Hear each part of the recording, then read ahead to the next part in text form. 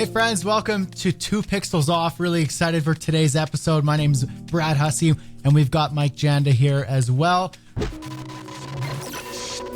Welcome to 2 Pixels Off, a podcast for creative entrepreneurs. Really excited for today, but before we jump into anything, I want to thank our sponsor, Wix Studio, for allowing us to make this epic show happen. Really excited about Wix Studio. If you're an agency, a freelancer, and you're building sites for clients, strongly recommend that you check it out. The business tools and the access that you got, not only to build amazing sites that are responsive by nature, but also the tools to back it up to help you run your business and your clients' businesses. It's unparalleled. So make sure to check them out. Mike, do you have any thoughts or comments on Wix Studio before we jump in? No, it's great. It blew my mind, honestly, and we're not going to butter it up too much, but I remember Wix when it first launched 15 years ago or so, and I was running my agency at the time. And I'm not going to lie, it was not the designer's choice because some of the early templates and things were rough. And it got a little bit of a stigma about that in those early days.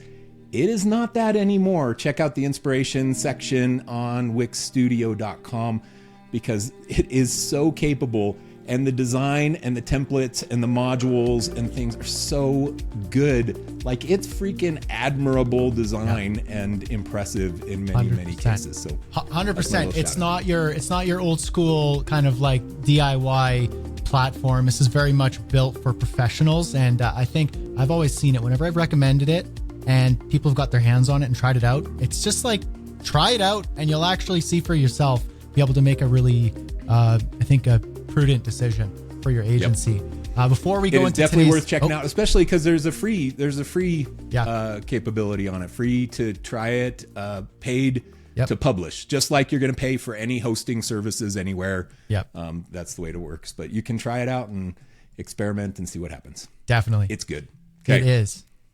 Make sure to, for everyone listening, let's take this second to do the podcast thing, and ask you to leave a review on the show. Wherever you're listening, everyone's got their favorite way to listen to their podcast. Leave a review on the platform that you are using, especially if you're using, say, Apple's iTunes, podcasts. You've got Google Play, there's Spotify too. Leave us a review, give us that rating, and that it really helps us out, especially because this is a new show, to help us reach some new ears, and we'd really greatly appreciate that as well. So, Mike, awesome. Today, okay. We're digging into meat much faster than in the past. Digging into the meat.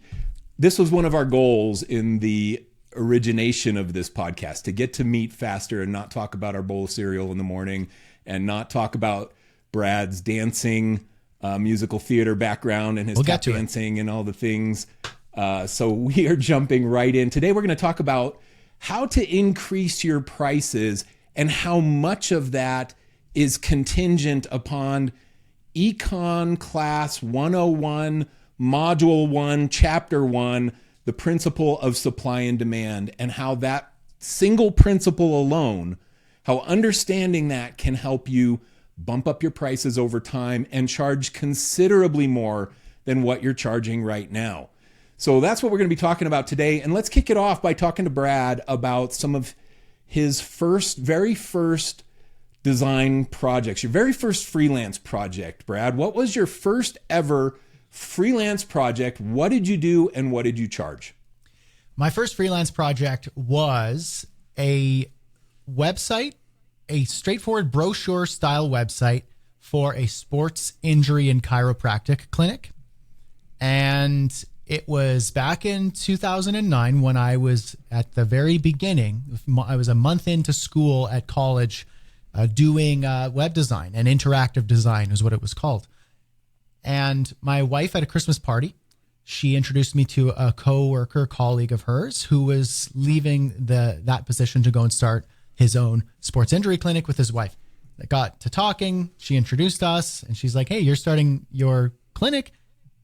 Brad's learning how to build websites. Maybe you can talk to each other and help each other out." We got to talking and I ultimately sent them an email offering to do the site for $495. $495. Why did you choose that price, $495? Because you saw like a television price that amount, and you're like, I'm not going to charge $500. I'm going to just bump it down $5 to be $495. Where did that price come from? It's like charm pricing. It's like where I think I just inherently thought $500 seems like I'm charging $500, but if I charge $495, maybe it'll feel less than 500. It was like that juvenile understanding of basically what Walmart uses, what telemarketers use, what people use. Ford Motor Company uses to price their cars. Exactly. Yeah. Exactly. That was mine. Okay, good. Okay, so we have that little nugget. Let me tell you about my very first freelance project ever. This was 1996. Brad was 5 years old or 6 years old, something like that back in that day. 96. I would have been 8. 8 years old. So this was right before Brad started freelancing.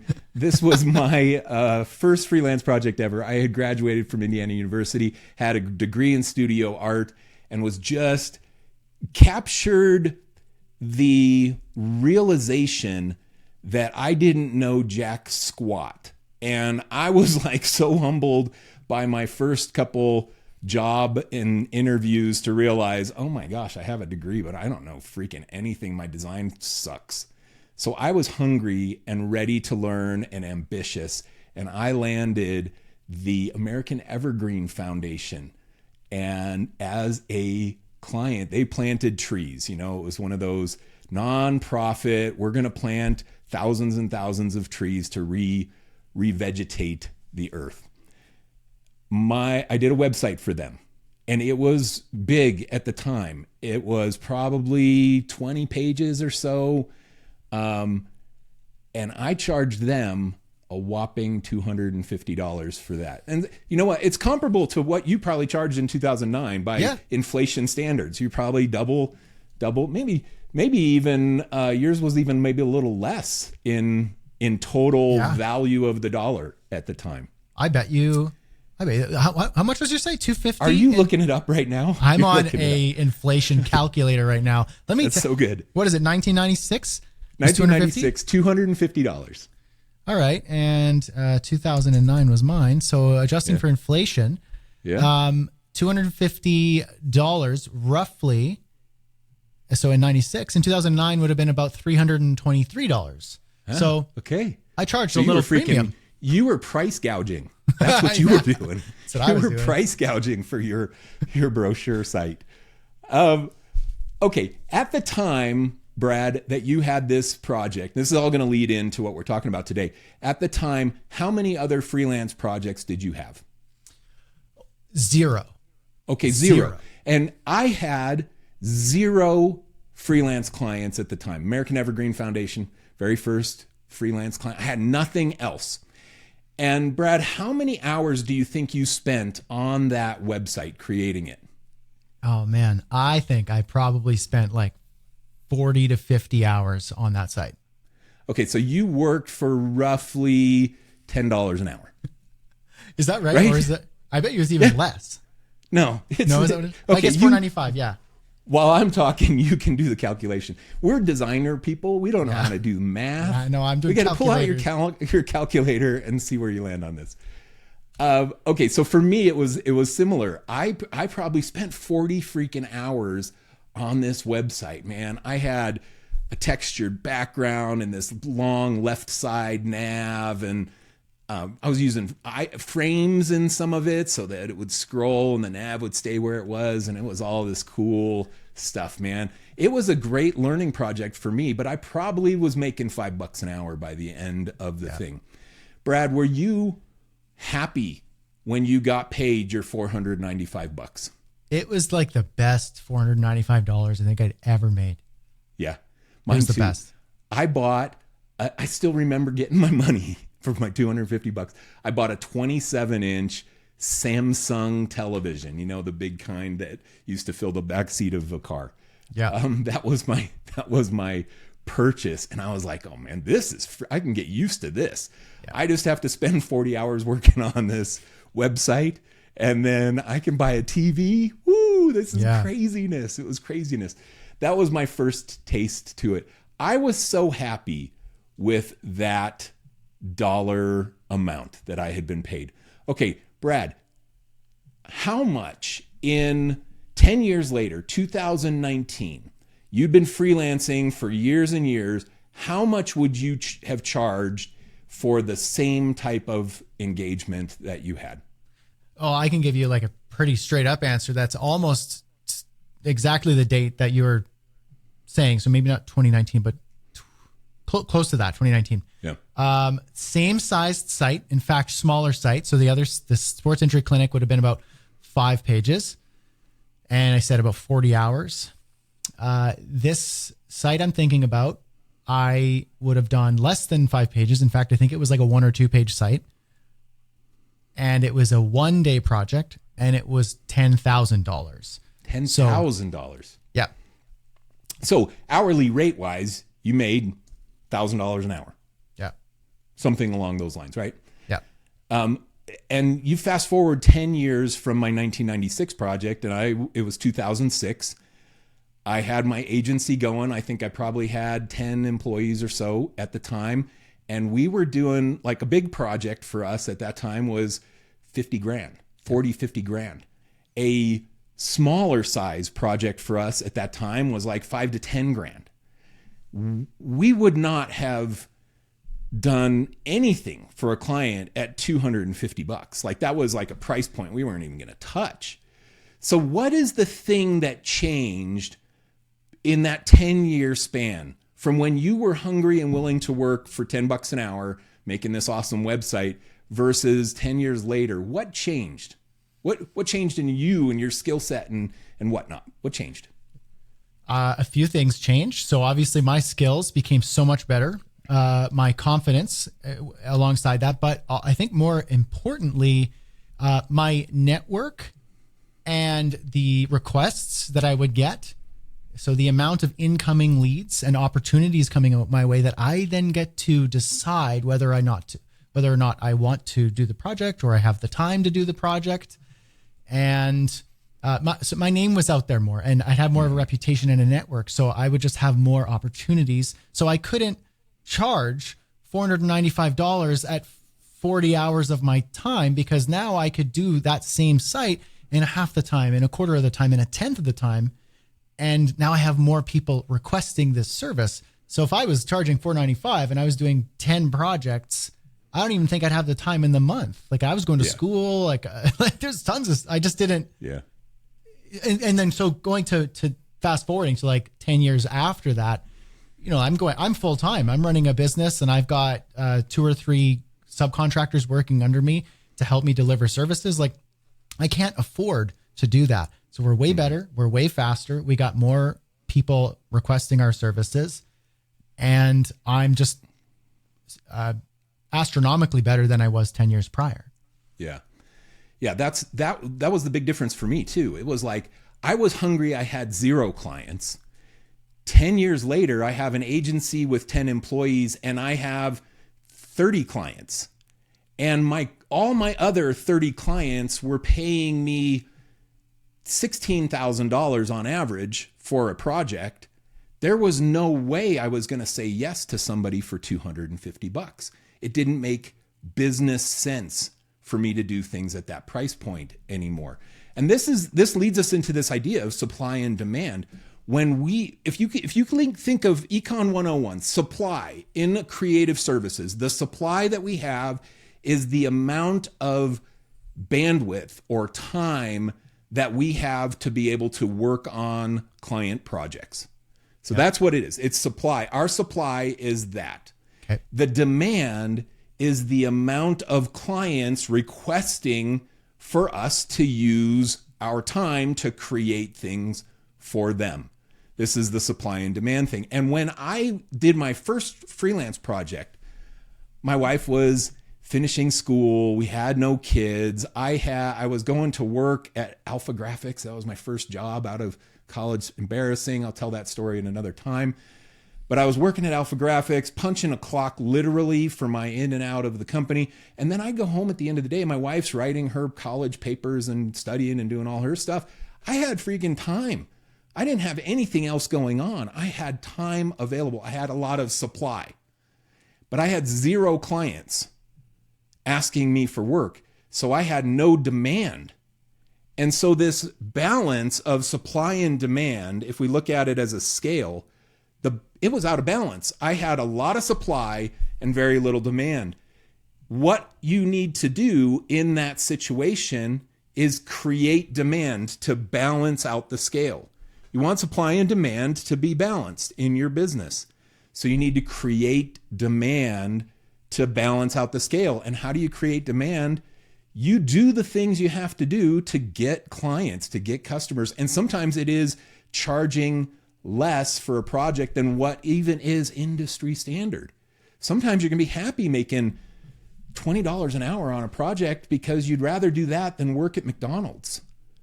I'd rather build a website for a client for $20 an hour than work at McDonald's. And yeah, it's not $50,000 for that project like the market says I should be charging, but I'm still making more and I have no other opportunities, no other demand. So this whole idea of supply and demand is to always be balancing out the scale, and we increase our prices to lessen demand. We lower our prices to increase demand. And it has a lot to do with the amount of supply we have, the time available. So you were talking 10 years later, you had a bunch of clients asking you for projects. So you weren't going to do something for $495 when you have 5 other projects going that are all $10,000 websites. Yeah. You had demand. So your prices go up to balance the scale again. What thoughts do you have on this? Yeah, that checks out. That makes sense because as my supply of time and availability, even if you want to see it as availability, because maybe by saying time, maybe some people go, well, I don't want to charge hourly and we don't do hourly work. We do fixed rates. We do day rates. We do value rates. Sure. Let's call it capacity.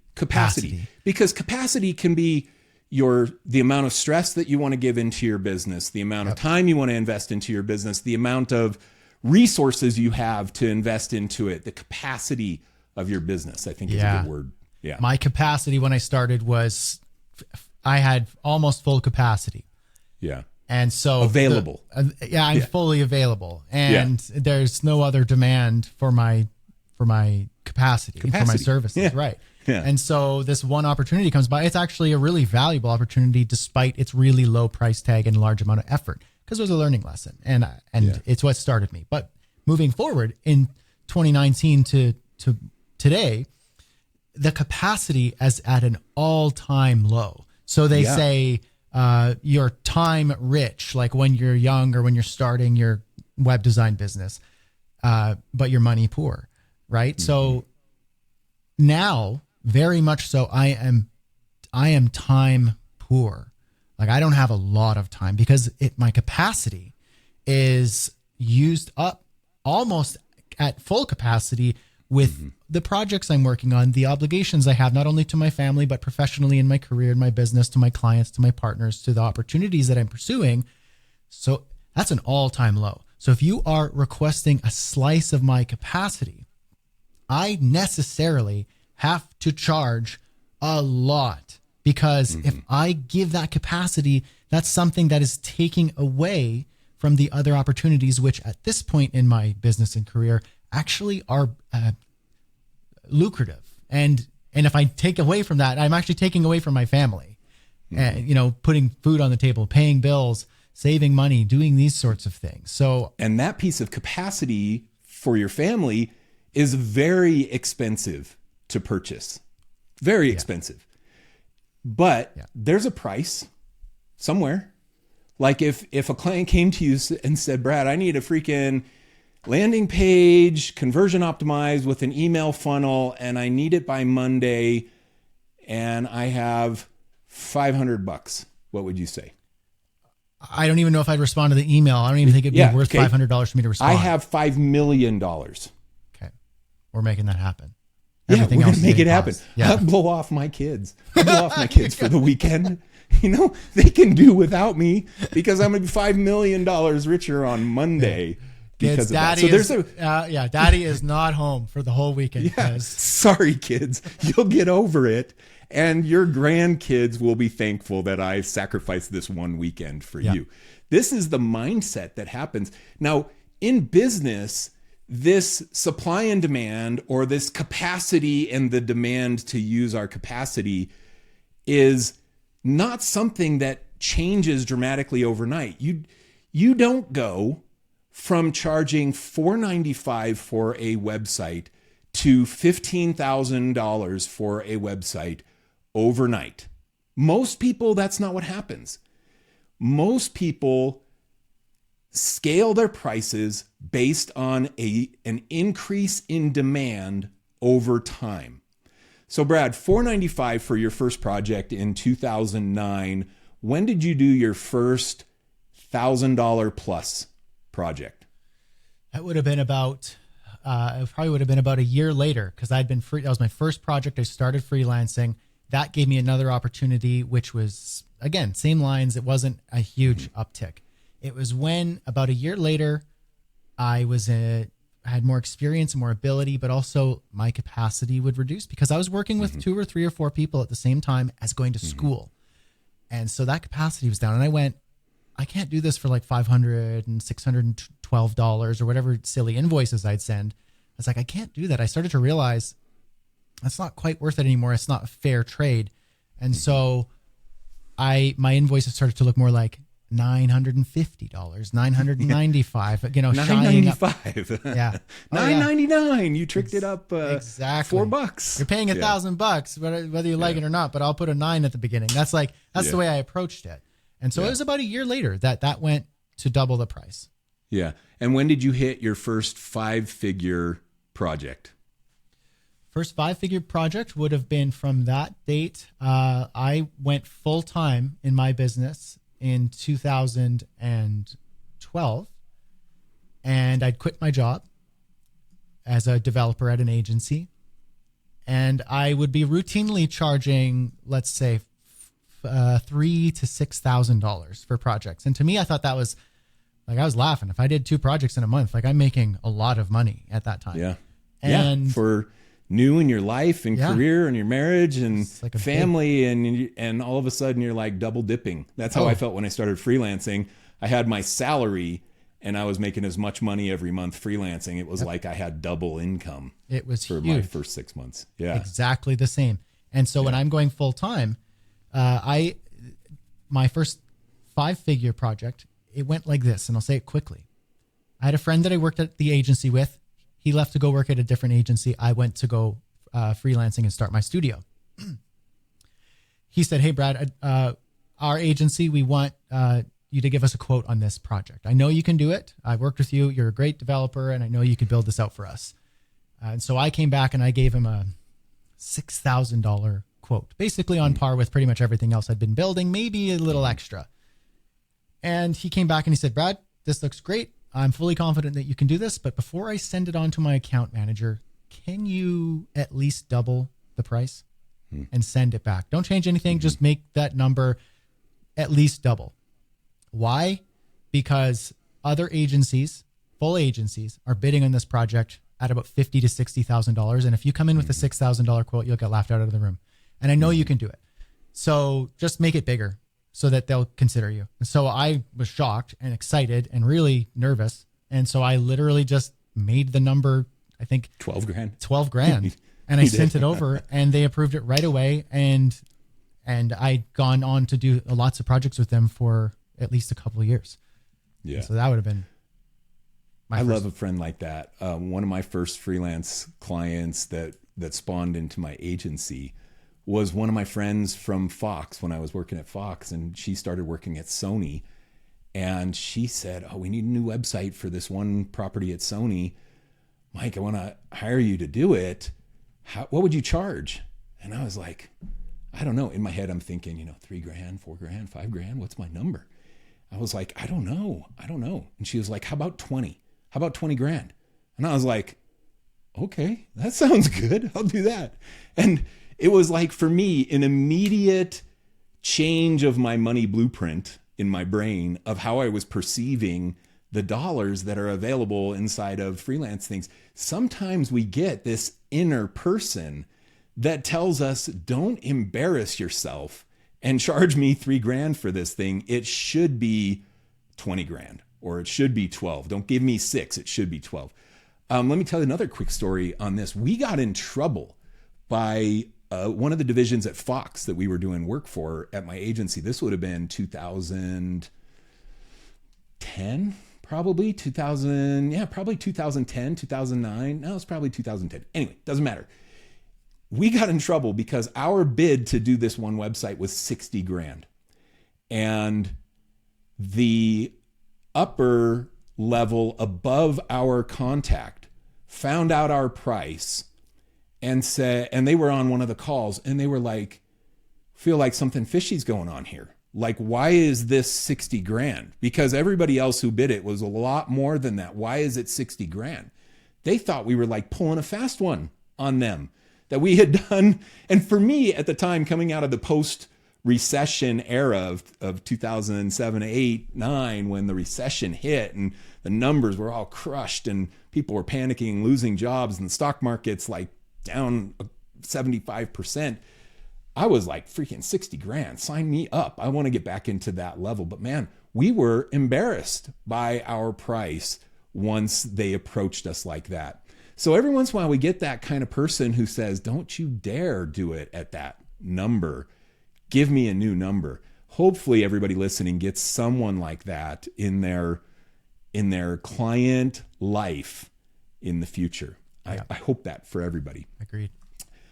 Okay, those were a couple stories. Now, what I was getting at there, Brad, was okay, $495, and then a year later, you're doing $1,000 website. A year or so after that, or whenever it was, you bid a site for $6,000, and the client says, "Hey, double this. I'm not submitting it like this because it's embarrassing," and you double it and at 12. Now, all of a sudden, what becomes your baseline price for the work that you're doing? From there, I basically realized that I shouldn't be charging anything less than, and I think at the time it was like 8,000. It was like, that's a minimum. I can't take anything under that unless it's a project that I know is going to be worth more than that over the lifespan in a few months or something like that. Like, I'll take a $3,000 project if it's $3,000 a month for the next few months or something along those lines. But for me, doing sub 5,000 was actually neglectful, I think, was the way I approached it. Yeah. And that's the way it is too. It just, once you get to a new price threshold, that's the new price threshold. And it's because you know you can win at that number. You're like, okay, well, no more $6,000 things. My bottom's going to be 8, 12, 13 is going to be my average, and my bigger projects are going to be more than that. You start winning those and you realize your value, and you become capable of charging it because you charged it last time. So you can speak about money differently than you did before. When you did the site for $495, if you would have pitched $12,000 for that same project to the client, I suspect, and this would be me speaking about myself, I suspect that they would have thought something weird was going on. There's no way that you would have won it because your ability to speak about $12,000 at the time when you were doing work for $495 was so infantile. Like you could not discuss bigger numbers because it seemed so out of place with who you were at the time. 100%. I had no idea. The concept of $12,000 at the time was like, that's a year's worth of rent. So it was like, it wasn't even on the radar. Yeah. I want to talk about this in one of the future podcasts. I'm big on this idea of a money blueprint, that we're all programmed to see money in a certain way. And a lot of it is based on how we were raised and our social influences and things, and we perceive money in a certain way. And then the speaking about this talks about how you see people who grow up in a challenging economic environment, but they're super great athlete, and they get their $5 million signing bonus and it's gone, poof, they're bankrupt in a year. You see that kind of thing, or they win the lottery and they they spend it all. Somehow they spend it all because they're programmed to be more comfortable not having the money than having it. And one of the things we do as an entrepreneur is we always have to be leveling up the way that we perceive money.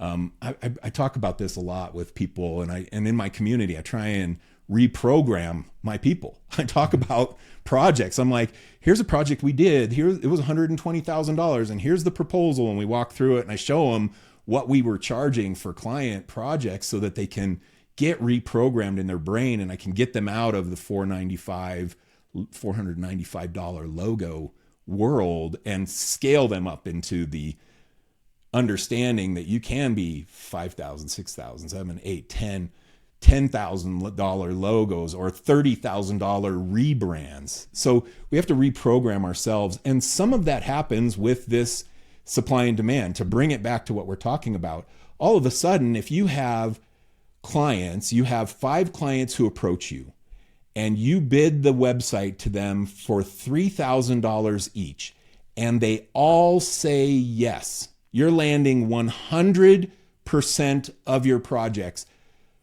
Most creatives or younger creatives are happy. They're like, freaking, I'm slaying this. I am slaying it. I'm winning 100% of my projects. And that is the wrong mindset.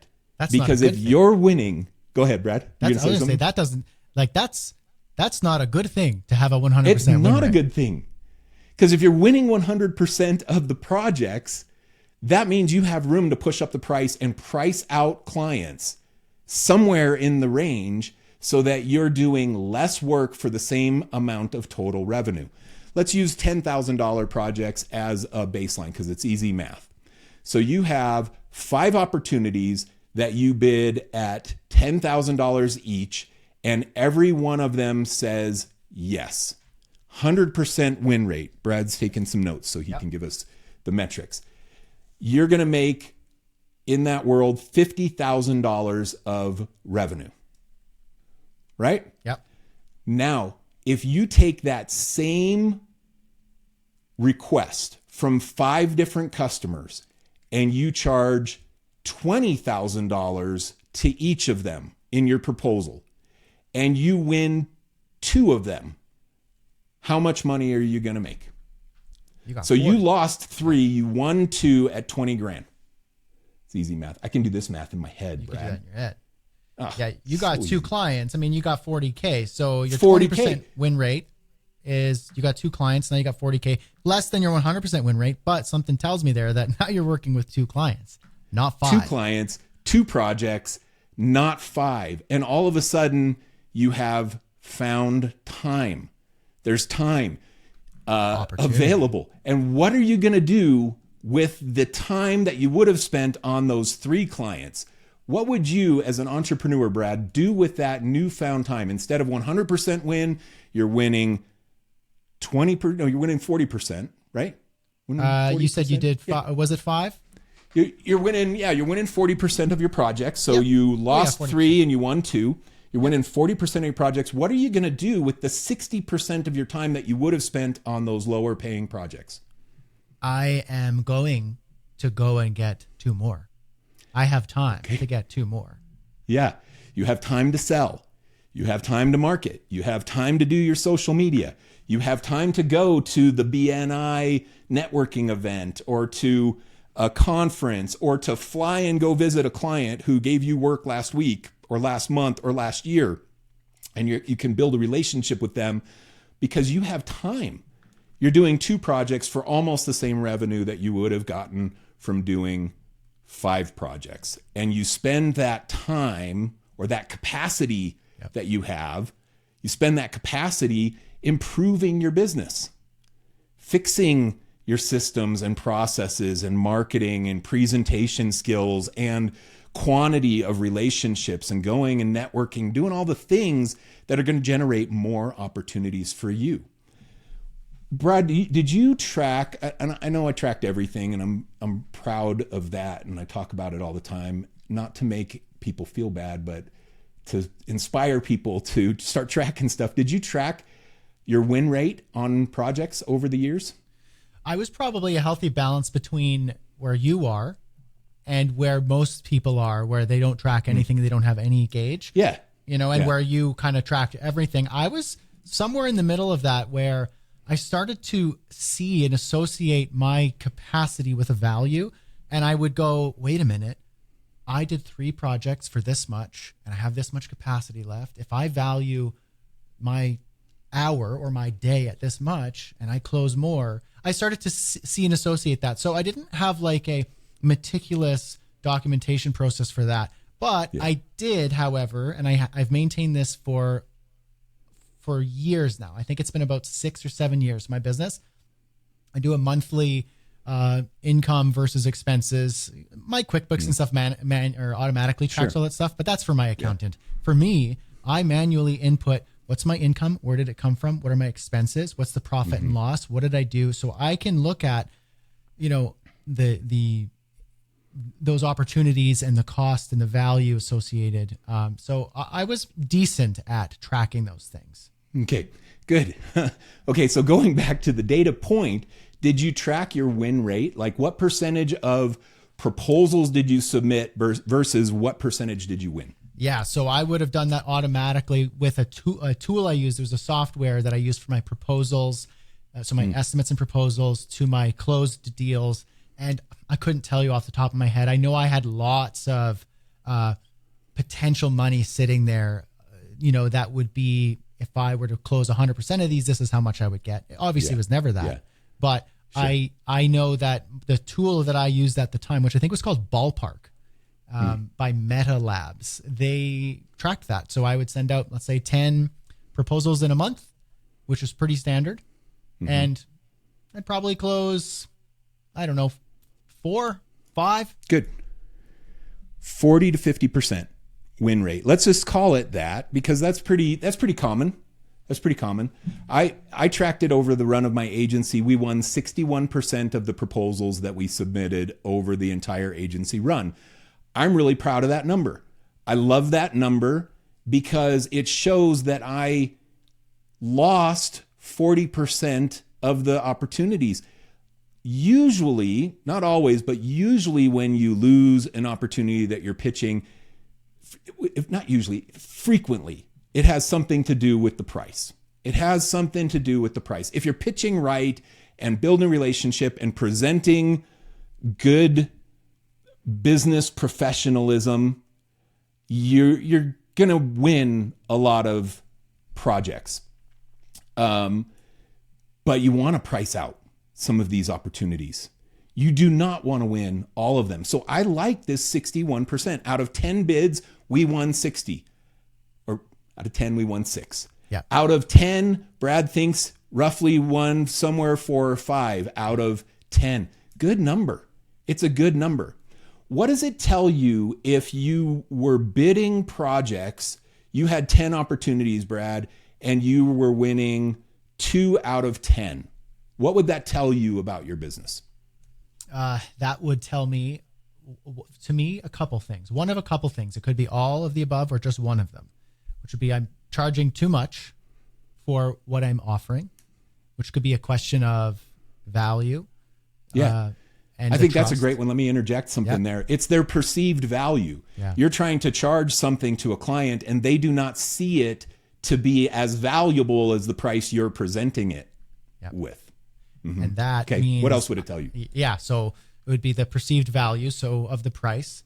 Now, which could dovetail into the second reason, which is kind of related here, is if I actually genuinely believe that it is worth that higher price, the other problem that I'm not getting is that I'm not communicating that value. I'm just saying I'm going to build you a website with 5 pages versus I'm enabling you to make 20% more revenue month over month and outclassing all of your competitors because our work is superior to anything your competitors have.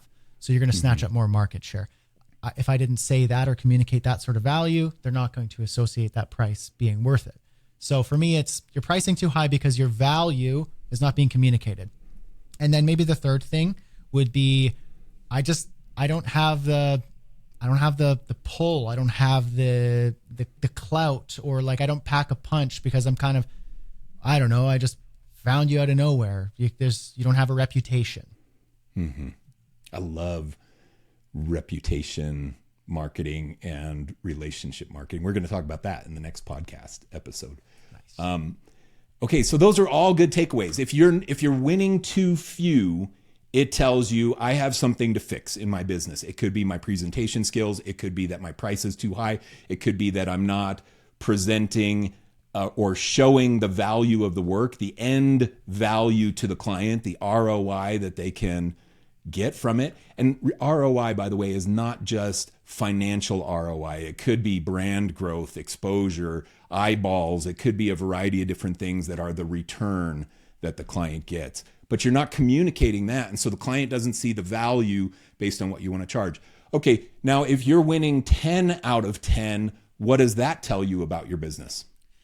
That tells me that I am 100% charging way too little, because you can feel it. It's palpable when you send off an estimate for a project and mere moments later, it's a sounds good, let's go. Or they've just paid it in full. You did something wrong because they felt that they're getting away with something. Mm-hmm. And they are they recognize that the value that they're getting is way more than what they're paying. And it's a heck of a deal. And it's one-sided. It's a one-sided deal, meaning they get the bulk of the value and they're kind of getting away with something. They're not doing anything unethical. Like, that's the price. Sure, I'll pay the price. But if it's a yes right away and all of them say that, you're charging way too low and you're underpricing, undervaluing. Yeah. So how does somebody go about understanding their win rate? And what should be a takeaway for our listeners today on understanding this about your business? Yeah. I think that there's no question you need to track your output. So you need to track as many kind of casts if you're fishing, right? You got to track each of those bids and then track how many you won and how many you lost. And then use that as a metric to say, out of these totals, what's my win/loss rate? And then you can make some decisions on that. And you can do that manually using a spreadsheet, or like I mentioned, I was using a tool that tracks that for you. It tracks all of your proposals and it tracks which ones you lost and which ones you won. You could see over time, even on a graph, how does your win rate, change over time? So I would say 100% manual on a piece of paper, in a spreadsheet, automated, whatever it is. Track how many proposals you put out there and how many you win, so that you could see the actual percentage. And that percentage will tell you a lot. If it's really low, then something's wrong. And if it's really high, something's wrong. So the sweet spot in the middle, in my opinion, is 50 to 70% win rate. I love that as a number. 50 to 70%. That's where you target. And if you're winning too much, something's wrong. If you're winning too little, something's wrong, just like Brad just said. Yeah. But you don't know, if you're not tracking this stuff, you don't know what's even happening in your business. We talked in one of our early podcasts about data tracking. It was our first episode, tracking data, making analytical decisions based on analysis of data. Yep. This is one of the most important things. And when you get down to the crux of this, it is tracking your supply and demand. I had this much demand. I have this much capacity or supply. I do not want to undersell my capacity. I don't want to sell it too cheap. My capacity, I don't want that to be too cheap. And if you're winning too many projects, then you're selling your capacity too cheap. If you're not winning enough, then you're putting higher value on your capacity than what your potential client perceives as the value, and you have to fix something in your sales. 100%. And I'll add one last piece there is you necessarily have to grow over time, not only because the market changes and there's inflation and whatnot, but because if you're doing something right in business, you're growing. That same thing goes for your clients. The clients that you're helping, that you're serving, they are growing. And if they're growing and you're not growing with them, meaning the projects that come your way aren't getting bigger and more expensive and there's more trust and value associated, then, and you're staying still, like that's stagnant and your clients are outgrowing you. And that's not a good look. That's the sign of an unhealthy business. And a colleague, maybe not a colleague, I interviewed Marshall Fox on my YouTube channel some time ago. And I loved what he had to say.